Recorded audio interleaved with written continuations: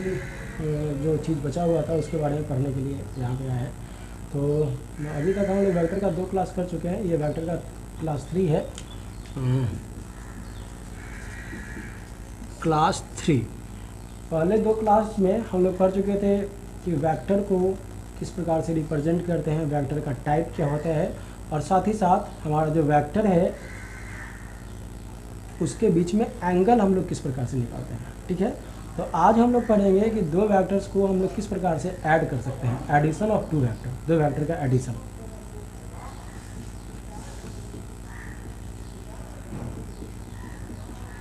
Addition of 2 vectors. तो 2 vector को add करने के लिए हम लोग बहुत ही सारा तरीका का इस्तेमाल करते हैं, लेकिन जो कॉमन तरीका है वो 2 तरीका में हम लोग का है। सबसे पहला हमारा ट्रायंगल लॉ और नंबर 2 में है हमारा पैरेललोग्राम लॉ।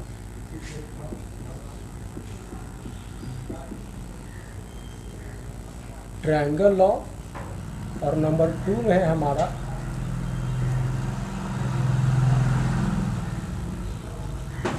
Parallelogram law. तो ट्रायंगल लॉ और पैरेललोग्राम लॉ क्या होता है इसके बारे में हम लोग समझेंगे। लेकिन एडिशन ऑफ 2 वेक्टर का एक और नाम होता है रिजल्टेंट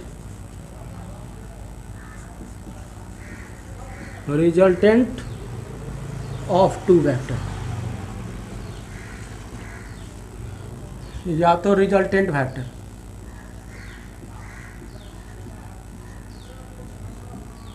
रिजल्टेंट ऑफ 2 वेक्टर को हम लोग रिजल्टेंट वेक्टर भी बोलते हैं। ठीक है, तो अभी हम लोग देखेंगे कि 2 वेक्टर का रिजल्टेंट हम लोग किस प्रकार से निकालते हैं।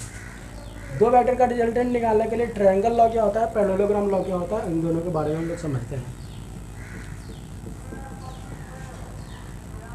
ट्रायंगल लॉ, तो देखिए अगर 2 वेक्टर को इस प्रकार से लिखा हुआ है कि एक वेक्टर है और उसके बाद दूसरा वेक्टर है और एक वेक्टर के बाद दूसरा वेक्टर आ रहा है, दोनों का हेड कॉमन नहीं है, दोनों का टेल कॉमन नहीं है, एक का हेड और एक का टेल कॉमन पॉइंट पर है, तो इस प्रकार का वेक्टर है। तो उसको ऐड करने के लिए हम लोग क्या करते हैं, सिंपल तरीके हैं कि फर्स्ट वेक्टर का जो हेड है, टेल है, और लास्ट वेक्टर मतलब सेकेंड वेक्टर का जो हेड है, उन दोनों को ज्वाइन कर देता है। तो इन दोनों को हम ज्वाइन कर दिए हैं, तो इन दोनों को ज्वाइन कर दिए, तो यही हो गया हमारा रिजल्टेंट वेक्टर। ये हम लोग बोलेंगे रिजल्टेंट वेक्टर, और इसको बोलेंगे vector A plus vector B. अब ये रिजल्टेंट वेक्टर का मैग्नीट्यूड क्या होगा, उस रिजल्टेंट वेक्टर का डायरेक्शन क्या होगा, इसके बारे में भी हम लोग को जानना है। यहाँ पे देखिए, इसको हम लोग ट्रायंगल लॉ क्यों बोलते हैं। ट्रायंगल लॉ हम लोग इसको इसलिए बोलते हैं क्योंकि ये जो 2 वेक्टर है, ये दोनों वेक्टर इस ट्रायंगल के 2 साइड को रिप्रेजेंट कर रहा है। तो इसका जो, अगर कोई 2 वेक्टर किसी ट्रायंगल के 2 साइड को रिप्रेजेंट करे, तो उसका जो तीसरा साइड होगा वो रिजल्टेंट वेक्टर को रिप्रेजेंट करेगा। तो ये दोनों साइड ट्रायंगल के 2 मतलब ये दोनों वेक्टर ट्रायंगल के 2 साइड को रिप्रेजेंट कर रहा है।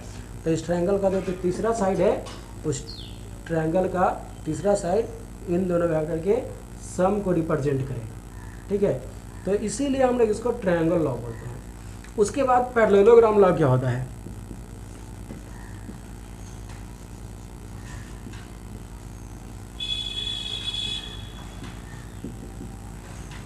तो पैरेललोग्राम लॉ देखिए, अगर 2 वेक्टर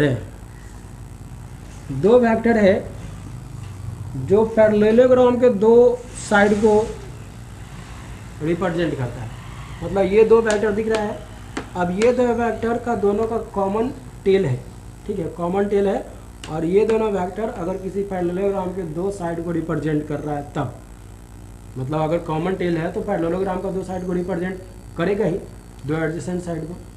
तो इसका जो रिजल्टेंट अगर निकालना होगा, जैसे ये वेक्टर है ए और ये है वेक्टर बी, तो इन दोनों का रिजल्टेंट निकालने के लिए हम लोग क्या करेंगे, हम लोग ये जो ए है, ए के पैरेलल लाइन यहाँ पे बनाएंगे और बी के पैरेलल लाइन यहाँ पे बनाएंगे। तो ए और बी के पैरेलल लाइन बना लिए। अब बी और ए के पैरेलल लाइन बनाने के बाद ये एक पैरेललोग्राम बन गया। तो इस पैरेललोग्राम का डायगोनल हम बनाते हैं यहाँ से यहाँ तक। तो ये जो डायगोनल आपको दिख रहा है ये है वेक्टर ए और वेक्टर बी का सम। तो ये पैरेललोग्राम के द्वारा हम लोग इसका निकालते हैं, तो इसीलिए इसको पैरेललोग्राम बोलेंगे। और ये ट्रायंगल का शेप में बना करके निकालते हैं, इसीलिए हम लोग इसको ट्रायंगल लॉ बोलेंगे। तो पैरेललोग्राम लॉ और ट्रायंगल लॉ आप लोगों को समझ में आ गया होगा। सिंपल चीज़ देखिए, दोनों को हम लोग लिखते हैं कि दोनों को किस प्रकार से लिखा जाता है। जैसे कि ट्रायंगल लॉ को हम लोग किस प्रकार से लिखेंगे, यहाँ पे देखिए, if two vectors represents the two side of a triangle in same order,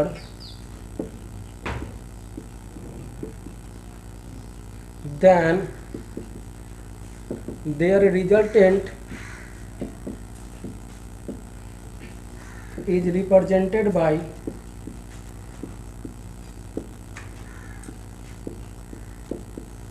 the third side of the vector of the triangle taken in opposite order। तो इसका रिजल्टेंट जो होगा वो क्या होगा, तीसरा साइड होगा जो कि अपोजिट ऑर्डर में लिया गया है। मतलब ये दोनों इस डायरेक्शन में है तो ये क्लॉकवाइज, अगर ये दोनों वेक्टर एंटी क्लॉकवाइज डायरेक्शन की तरफ मूव करते हुए दिख रहा है तो इसका रिजल्टेंट हमारा क्लॉकवाइज डायरेक्शन की तरफ मूव करेगा। उसी प्रकार से पैरेललोग्राम लॉ को भी हम लोग लिख सकते हैं। पैरेललोग्राम लॉ को क्या लिख सकते हैं, यहाँ पे दो वेक्टर जो है टू साइड ऑफ ट्रायंगल को रिप्रेजेंट करता है। यहाँ पे दो vector two side of parallelogram को रिप्रेजेंट करता है। तो यहाँ पे लिखेंगे if two vector represents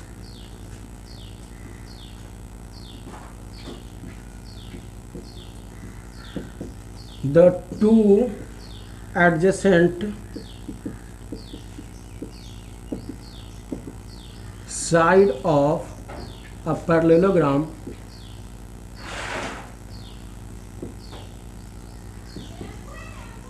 then the common the diagonal passing from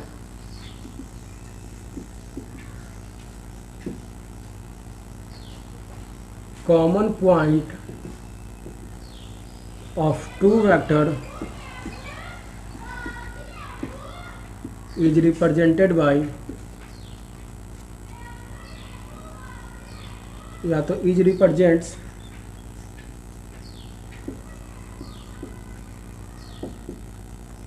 is नहीं लगाएंगे, represents the resultant of the two vectors.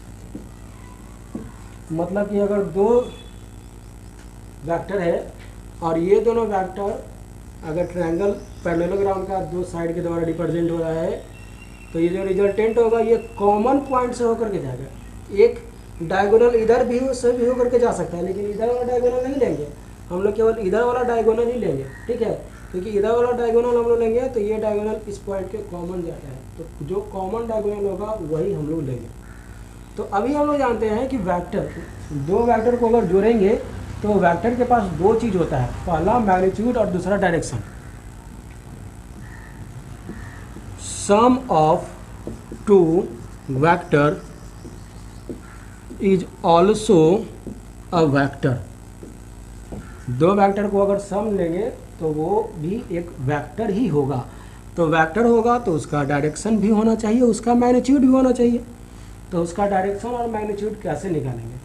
Actually हमारा ट्रायंगल लॉ और पैरेललोग्राम लॉ दोनों एक ही है, दोनों एक ही है। कहने का मतलब कि अगर हम इस b को, ध्यान से समझिएगा, अगर हम इस b को यहाँ से उठा करके यहाँ रख देते हैं, अगर इस b को यहाँ से उठा करके यहाँ रख देंगे तो ये जो ये जो ट्रायंगल है ये क्या बन जाएगा, ये पैरेललोग्राम बन जाएगा। बात समझ में आ रहा है, हम जो बोल रहे हैं समझ में आ रहा है। अगर इस बी को उठा करके यहाँ से यहाँ रख देंगे तो ये पैरेललोग्राम लॉ बन जाएगा।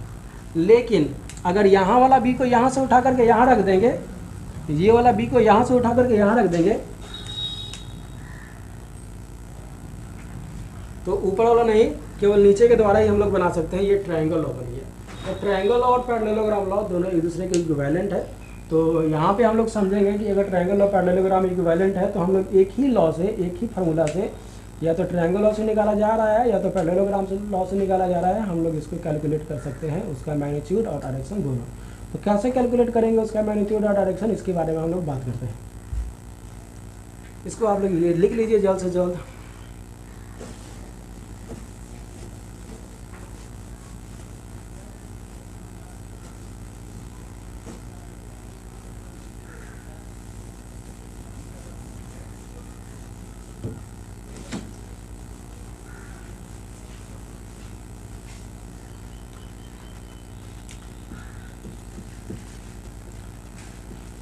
Let us consider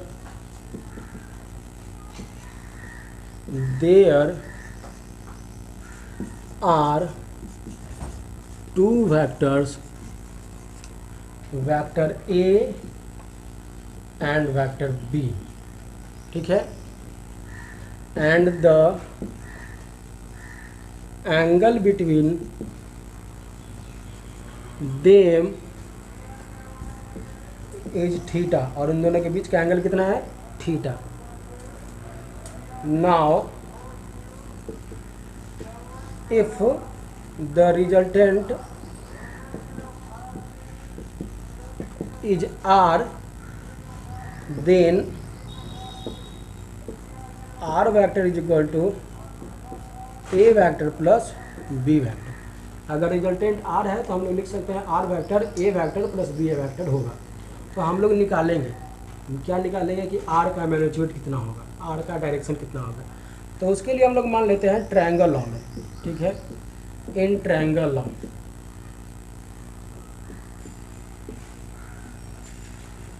एक वेक्टर ये है और एक वेक्टर ये है, तो दो वेक्टर है। तो इन दोनों वेक्टर का जो रिजल्टेंट होगा वो रिजल्टेंट क्या होगा, रिजल्टेंट वेक्टर होगा ये, मतलब ये है वेक्टर ए और ये है वेक्टर बी। तो ये वेक्टर क्या होगा, आर, मतलब ए प्लस बी। अब हमको इसी को निकालना है। मान लेते हैं कि ये पॉइंट ओ है, ये पॉइंट क्यू है, ये पॉइंट ओ पी और ये पॉइंट क्यू है। इसको आगे तक बढ़ा दिए, ये एक्स हो गया, और यहाँ से हम लोग परपेंडिकुलर डाल दिए, और ये परपेंडिकुलर को क्या बोल देंगे, इस परपेंडिकुलर को बोल देंगे आर, ठीक है। तो अब देखिए हम लोग इसका परपेंडिकुलर डाल देते हैं, लिख देते हैं, एक मिनट।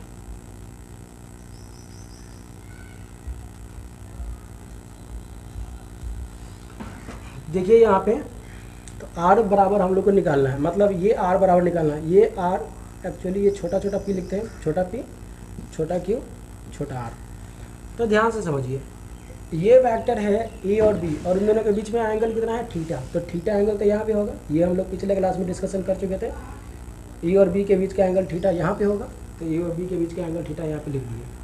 अब ये परपेंडिकुलर है, परपेंडिकुलर, ठीक है। तो यहाँ पे हम लोग निकालेंगे, हम लोग को इस आर का मैग्नीट्यूड निकालना है। आर का मैग्नीट्यूड मतलब ओ क्यू का लेंथ निकालना है। तो ओ क्यू का लेंथ निकालने के लिए आपको ओ आर का लेंथ चाहिए और आर क्यू का लेंथ चाहिए। ओ आर और आर क्यू का लेंथ निकालना पड़ेगा। साथ ही साथ डायरेक्शन निकालना है, तो डायरेक्शन मतलब tan अल्फा का वैल्यू चाहिए। tan अल्फा का भी वैल्यू जानने के लिए ये क्यू आर का वैल्यू चाहिए और ओ आर का वैल्यू चाहिए। कैसे होगा ये हम लोग देखते हैं। तो देखिए, draw Q R perpendicular to O X. यहाँ पे जो परपेंडिकुलर बना है ना उसी को लिख दिया है। अब देखिए इन ट्रायंगल, किस ट्रायंगल में बात करें, तो ट्रायंगल पी क्यू आर में। तो पी क्यू आर में देखिए आपका sine theta is equal to क्या हो जाएगा, तो sine theta is equal to हो जाता है परपेंडिकुलर डिवाइडेड बाय हाइपोटेनस। तो परपेंडिकुलर कितना है क्यू आर और हाइपोटेनस कितना है आपका, तो हाइपोटेनस है पी क्यू। तो क्यू आर बटे पी क्यू। तो अगर हम लोग बोलेंगे कि Q R is equal to कितना हो जाएगा, तो Q R is equal to हो जाएगा आप लोग का पी क्यू साइन थीटा। दिख रहा है यहाँ पे Q R is equal to क्या होगा, पी क्यू साइन थीटा। तो यहाँ पे अगर क्यू आर निकालना चाहेंगे तो Q R is equal to क्या होगा, पी क्यू किसके बराबर है, पी क्यू हमारा बी के बराबर है। तो यहाँ पे लिख देते हैं बी साइन थीटा, यहाँ पे भी लिख देते हैं ये है बी साइन थीटा। अब देखेंगे कॉस थीटा के बराबर क्या होगा, यहाँ पे cos theta is equal to क्या होगा, तो cos theta is equal to हो जाएगा पी आर और divided by P Q, P R divided by P Q. तो P R is equal to क्या होगा, पी क्यू कॉस थीटा। तो पी क्यू का वैल्यू कितना है, पी क्यू का वैल्यू है बी, बी कॉस थीटा। अब हम लोग इसको सॉल्व कर लेंगे। तो इसको सॉल्व कर लेंगे कैसे, देखिए in triangle O R Q, O R Q में, ओ आर क्यू ये जो ट्रायंगल दिख रहा है ना, ये बड़ा वाला ट्रायंगल इस ट्रायंगल में जा रहा है। तो ओ आर क्यू में हमको ये निकालना है, ओ क्यू निकालना है हमको, ओ आर और आर क्यू के बारे में पता है। लिख देते हैं पहले R Q is equal to कितना है, तो R Q is equal to है बी साइन थीटा, ठीक है। और उसके बाद O R is equal to कितना है, तो O R is equal to है O P plus P R. तो O P plus P R मतलब ओ पी का वैल्यू ओ से पी तक का वैल्यू है ए और पी आर का वैल्यू है, पी आर का वैल्यू देखिए बी कॉस थीटा। तो यहाँ पे लिख दें बी कॉस थीटा। तो O R is equal to हम लोग निकल गया। अब देयरफॉर अगर ओ क्यू का वैल्यू निकालना होगा तो O Q is equal to क्या होगा, O Q square is equal to, आप लोग पाइथागोरस थ्योरम पढ़े हैं। तो ओ क्यू स्क्वायर हमारा हाइपोटेनस है, तो बेस का स्क्वायर प्लस परपेंडिकुलर स्क्वायर, मतलब O Q square is equal to क्या होगा, O R square plus Q R square. तो ओ आर का वैल्यू लिखना है, ओ आर का वैल्यू क्या है, ए प्लस बी कॉस थीटा। और क्यू आर का वैल्यू दिया हुआ है, क्यू आर का वैल्यू दिया हुआ है बी साइन थीटा। अब क्या करेंगे, हम दोनों को स्क्वायर करके ऐड करना चाहेंगे। एक्चुअली ओ क्यू का वैल्यू, अब यहाँ पे देखिए ओ क्यू का वैल्यू आर था तो आर स्क्वायर लिख दिया, R square A square plus B square cos square theta plus 2ab cos theta. इसका स्क्वायर करेंगे ये मिलेगा और प्लस इसका स्क्वायर करेंगे तो B square sine square theta.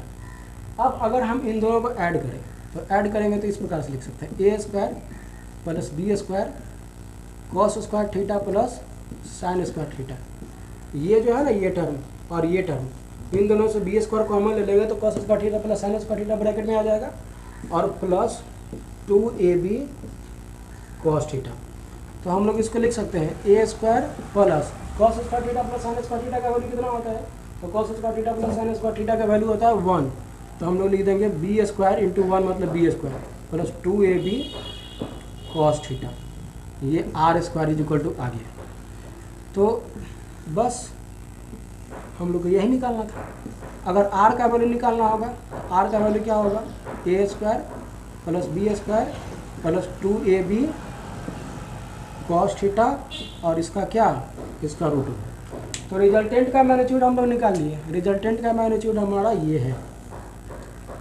अगर आर स्क्वायर है तो इस प्रकार से, आर निकालना है तो इस प्रकार से। अब इसका डायरेक्शन मतलब ये अल्फा का वैल्यू निकालना होगा। तो देखिए tan alpha is equal to क्या होगा, tan alpha is equal to पूरे ट्रायंगल में tan alpha is equal to हो जाएगा Q R divided by O R. तो क्यू आर का वैल्यू कितना है, क्यू आर का वैल्यू है बी साइन थीटा और ओ आर का वैल्यू कितना है, तो ओ आर का वैल्यू है ए प्लस बी कॉस थीटा। तो लिखा गया, tan अल्फा का वैल्यू निकल गया। tan alpha is equal to B sine theta divided by A plus B cos theta. कोई दिक्कत? तो ये हमारा मैग्नीट्यूड और डायरेक्शन है। मैग्नीट्यूड और डायरेक्शन किसका, रिजल्टेंट वेक्टर का। जैसे हम इसको लिख लीजिए आप लोग जल्द से जल्द, इसमें कुछ कुछ और चीज़ के बारे में बताते हैं, इसको नोट करिए जल्द से जल्द।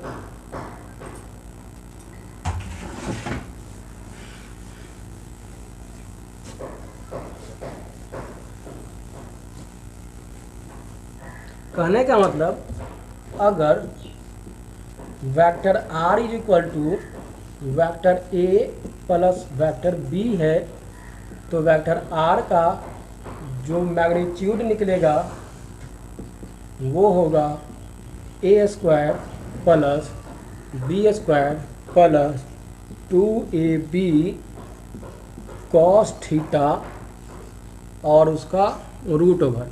और साथ ही साथ अगर tan अल्फ़ा का वैल्यू निकालना होगा तो tan अल्फ़ा इक्वल टू क्या होगा, b sine theta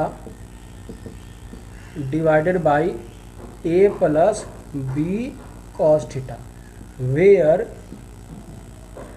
theta is the angle between vector a and vector b। Theta क्या है, वेक्टर ए और वेक्टर बी के बीच का एंगल है, and alpha is the angle between vector A and resultant vector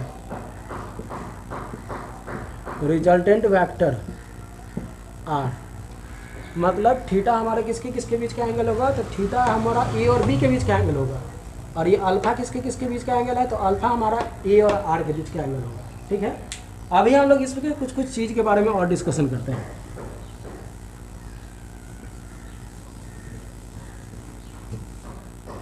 तो देखिए यहाँ पे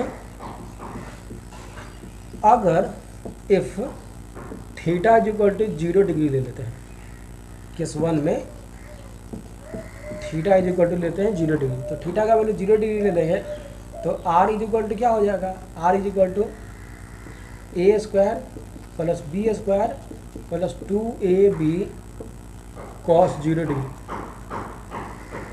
2ab कॉस 0 डिग्री, कॉस 0 का वैल्यू कितना होता है 1, तो हम इसको लिखेंगे a square plus b square plus 2ab, और a square plus b square plus 2ab का मतलब क्या, a प्लस b का होल स्क्वायर और इसका रूट ओवर। अब स्क्वायर का रूट है तो कट जाएगा, मतलब r इज इक्वल टू क्या होगा a प्लस b। मतलब कि अगर दो वेक्टर के बीच में एंगल 0 डिग्री है तो उसका जो रिजल्टेंट है दोनों वेक्टर को जोड़ने पर निकल जाएगा, और ये जो है ये मैक्सिमम वैल्यू है, ये मैक्सिमम वैल्यू है। ठीक है ना। अब यहाँ पे अगर आप लोग tan अल्फा का वैल्यू निकालना चाहेंगे तो tan अल्फा इक्वल टू क्या होता है b sine theta divided by a plus b cos theta. अब b साइन थीटा है, साइन थीटा के जगह पे 0 लिख देंगे ना, साइन 0 लिख देंगे, तो b sine 0 divided by a plus b cos 0, तो ऊपर वाला 0 नीचे वाला a प्लस b मतलब 0, तो मतलब tan alpha is equal to 0। अब tan alpha is equal to 0 आ गया है, मतलब अल्फा इज इक्वल टू कितना होगा 0 डिग्री। तो दो वेक्टर को अगर जोड़ेंगे, अगर उन दोनों के बीच में एंगल 0 डिग्री है तो रिजल्टेंट हमारा क्या हो जाएगा, दोनों वेक्टर का मैग्नीट्यूड और एंगल क्या हो जाएगा 0 डिग्री। अगर हमारा if theta is equal to 90 degree ले लेते हैं, अगर थीटा का वैल्यू अगर हम लोग 90 डिग्री ले लेंगे तो क्या होगा, तो r इज इक्वल टू होगा a square plus b square plus 2ab cos 90 degree. तो क्या होता है कॉस 90 का वैल्यू कितना होता है 0, तो हमारा ये हो जाएगा a square plus b square और प्लस 0, क्योंकि ये पूरा 0 उसके कारण ये पूरा 0 हो जाएगा, तो हम लिख देंगे a square plus b square का रूट ओवर। मतलब r इज इक्वल टू निकालना होगा, r is equal to r का मैग्नीट्यूड, तो a square plus b square का रूट ओवर लिख देंगे। ठीक है। उसके बाद अगर आपको tan अल्फा का वैल्यू निकालना है, tan अल्फा का वैल्यू ये केस 2 है, tan अल्फा का वैल्यू निकालना है तो tan अल्फा का value b sine 90 degree divided by a plus b cos 90 degree, मतलब b into 1 divided by a plus b into 0, मतलब b बटे a। तो tan alpha is equal to क्या होगा, tan alpha is equal to होगा b divided by a। कब, जब अगर थीटा 90 डिग्री है तो रिजल्टेंट होगा a square plus B square, simple. और थीटा 90 डिग्री है तो tan अल्फा का वैल्यू कितना होगा, तो tan अल्फा का वैल्यू होगा b बटे a। ये फॉर्मूला पर देखिए। अगर हम लोग तीसरा केस, केस 3, अगर थीटा इज इक्वल टू लेते हैं 180 डिग्री, तो थीटा का वैल्यू 180 डिग्री लेने पर क्या होगा, थीटा का वैल्यू 180 डिग्री लेंगे तो क्या होगा, r is equal to a square plus B square plus 2ab cos 180 degree, मतलब a square plus B square plus 2ab into -1 cos 180 degree का वैल्यू होता है -1। तो हम लोग इसको लिखेंगे a माइनस बी का होल स्क्वायर और इसका रूट ओवर, और होल स्क्वायर को रूट ओवर काट देगा तो क्या बचेगा, तो a माइनस बी बचेगा। तो r इज इक्वल टू क्या होगा, a माइनस बी का मोड, क्योंकि ये स्क्वायर है ना, तो प्लस का भी वही होगा माइनस का भी वही होगा। मतलब अगर ये वैल्यू जो है ये मिनिमम वैल्यू है, ये वैल्यू कैसा है, मिनिमम है। और यहाँ पे अगर tan अल्फा का वैल्यू निकालेंगे तो tan alpha is equal to होगा b sine theta divided by a plus b cos theta, मतलब b sine 180 degree divided by a plus b cos 180 degree. Sine 180 degree का वैल्यू होता है 0, तो b into 0 divided by 1 plus